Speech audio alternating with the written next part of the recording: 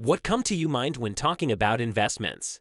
Well, to many people, it's probably about buying stock of a company then waiting to sell it at higher prices.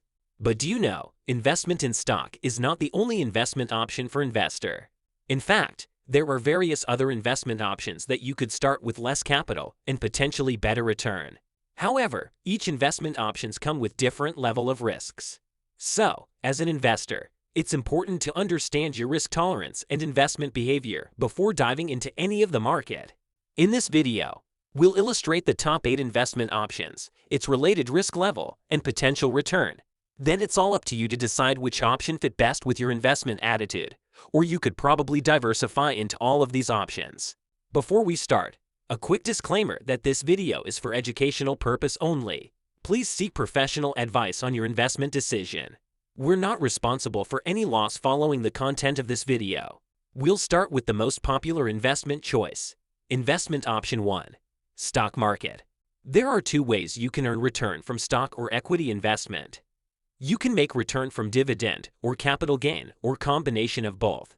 Dividend are non-compulsory shared of the company profits, giving back to investors, while capital gain is the money you make when the value of stock goes up. Compare the prices you paid for when you bought it.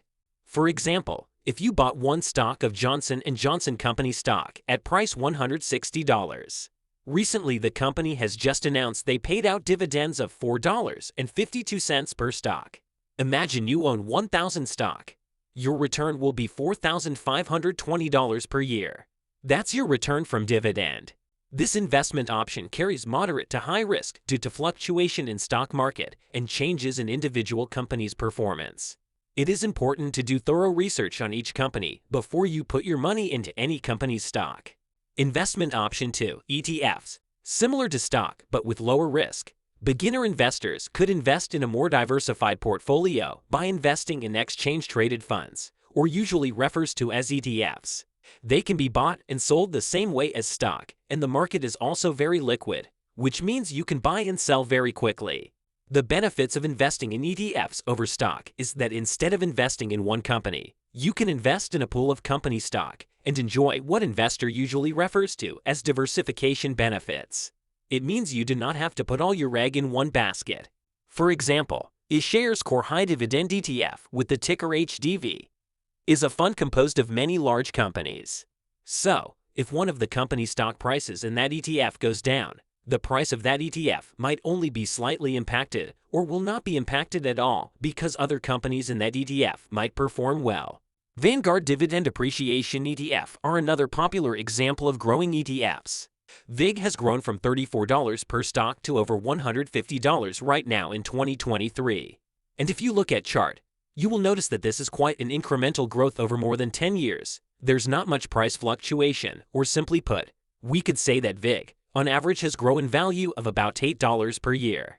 So, it might be a good option for long-term investment.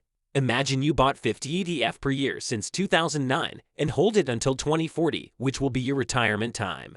With that assumption of $8 growth per year, VIG price will be $282 by 2040. A quick math calculation will show that you will make a return of $198,400 by selling all your ETF in 2040. ETF is considered low to moderate risk due to its diversification nature. It's also important to do some research on ETF you're planning to invest in and probably align it with your investment purpose and beliefs. Investment option 3. Bonds. Bond is actually a loan that you, as an investor, lend it to other big corporation and entity who need funds.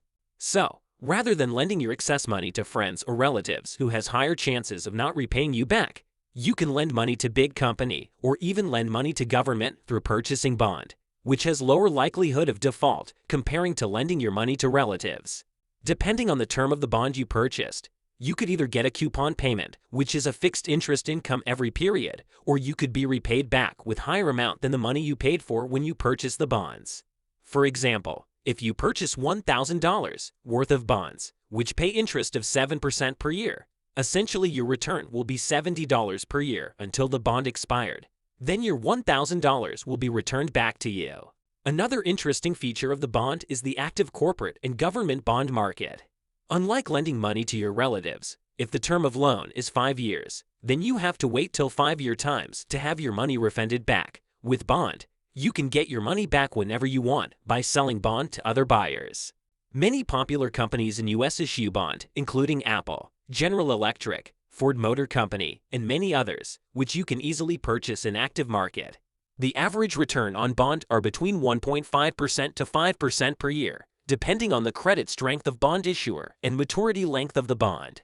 Bond generally carry low risk, especially when comparing to stock, because there is a guarantee payment through interest, while stock does not guarantee any dividend and there is no certainty whether stock price will go up or down. There is a general rule of thumb that investor should carry 50% stocks and 50% bonds to diversify the risk. That way, even if your 50% stock goes down, you can still secure some return from bonds. But after all, the percentage to diversify really depend on your risk tolerance. Investment option 4. Index fund. Similar to ETFs we discussed earlier, an index fund is a type of investment fund that aims to match the performance of a specific stock market index, like the S&P 500. It buys all or a representative sample of the stocks in that index, and its value rises or falls based on how those stocks do. They are often low-cost and passive investment options. So, if you're an investor looking for low-risk and growth investment option, index fund is a good option to try. A few examples of index fund include SPY, VOO, and IVV, which all has historically been incrementally growth. Historically, SPY has growth of an average of 10% per year. So, if your idea is to just let your investment fund sit in there and waiting to sell it when you retire or when you really need money, then index fund is probably a match for your investment style. Investment option 5. Real estate investment trusts, or called it REITs. Obviously, real estate is super expensive, and many individual investors like us could not afford. That's why a solution is to invest in REITs with as little money as you have. The logic is simple. Instead of trying to buy one whole property by yourself, you put a little of your money into a pool of fund which is also invested by million other investors. Then you own a slight percentage of shared in that funds based on your contribution. REITs allow individuals to invest in a diversified portfolio of income-producing real estate properties, such as office buildings, apartments, shopping centers, and hotels, without the hassle of actually buying and managing the properties themselves. REITs are required to distribute at least 90% of their taxable income to shareholders in the form of dividends, which makes them a popular choice for income-seeking investors. The historical average return from REITs are around 8% per year and vary depending on the performance of underlying real estate. REITs are also traded on major stock exchanges, making them easily accessible to individual investors. REITs can provide diversification benefits to a portfolio, and they may also provide higher yields than bonds, but they can also carry more risk and are sensitive to interest rate changes, economic conditions, and real estate market trends. Investment option 6. Saving accounts and certificate of deposits. This is probably the most basic and popular one that everybody already knows.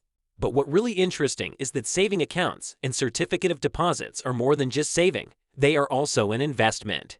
If you're the type of investors that really want to take nearly zero risk, opening saving account or buying certificate of deposits from the bank is your best options.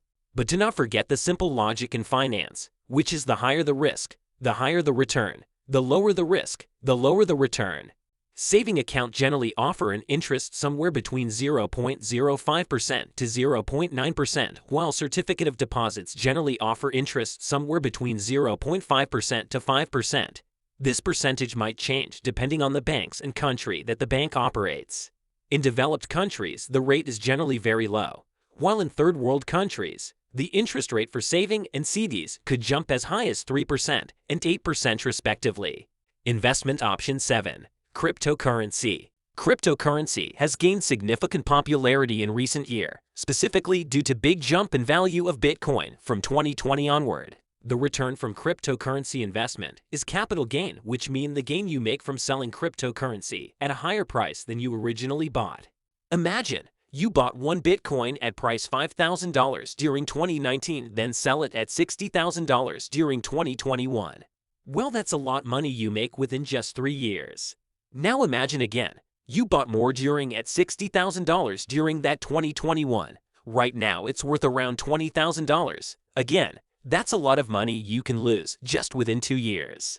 Therefore, the major downside for investor in this market is that due to its considerable price fluctuation, cryptocurrency carries significant risk, therefore, might not be a good option for beginner investor.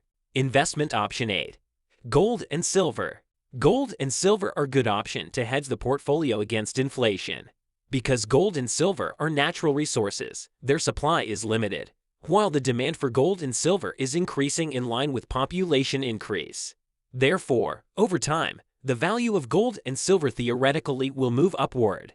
Like many other investment options, your return from investment is the gain from selling gold compared to the price you purchased.